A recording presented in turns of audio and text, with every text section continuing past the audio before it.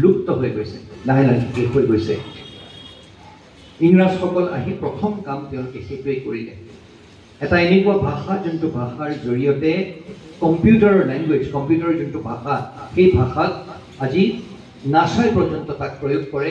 আৰু কম্পিউটাৰ যেতিয়া আমি পেকেজিংটো বনাওঁ, কম্পিউটাৰ যেতিয়া আমি ছফ্টৱেৰটো বনাওঁ, সেই তাত সংস্কৃত ভাষাভাগ যদি আমি প্ৰয়োগ কৰোঁ, তেতিয়াহ'লে কিন্তু খুব সুন্দৰকৈ সেই ছফ্টৱেৰটো বনাব পৰা যায়। কিন্তু আজি কি হ'ল, আজি জাৰ্মানীত গৈ তেওঁলোকে সংস্কৃত ভাষা আজি আমাৰ বহুতো বিজ্ঞানে শিকিবলৈ যায়। ভাৰতবৰ্ষৰ যিসকল বিজ্ঞান আছে এতিয়া লাহে লাহে সেইখিনি আগবাঢ়িব ধৰিছে।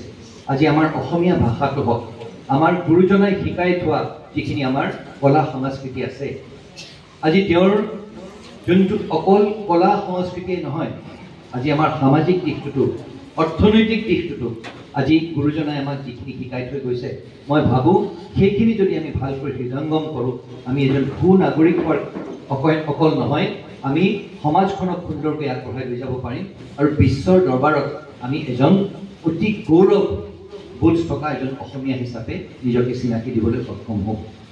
আজি মোৰ দৃঢ় বিশ্বাস আৰু তোমালোক সকলোকে এই অনুৰোধ জনাইছোঁ যে এই 15টি দিন তোমালোকে অকল কলা আৰু সংস্কৃতিৰ ক্ষেত্ৰতে নহয়, গুৰুসকলে তেওঁলোকৰ যিখিনি অভিজ্ঞতা, সেই অভিজ্ঞতাৰ জৰিয়তে তেওঁলোকে অকল তোমালোকক কলা আৰু সংস্কৃতি শিকাবলৈ নহয়, আৰু জীৱনৰ বহুখিনি কথা তোমালোকক শিকাব।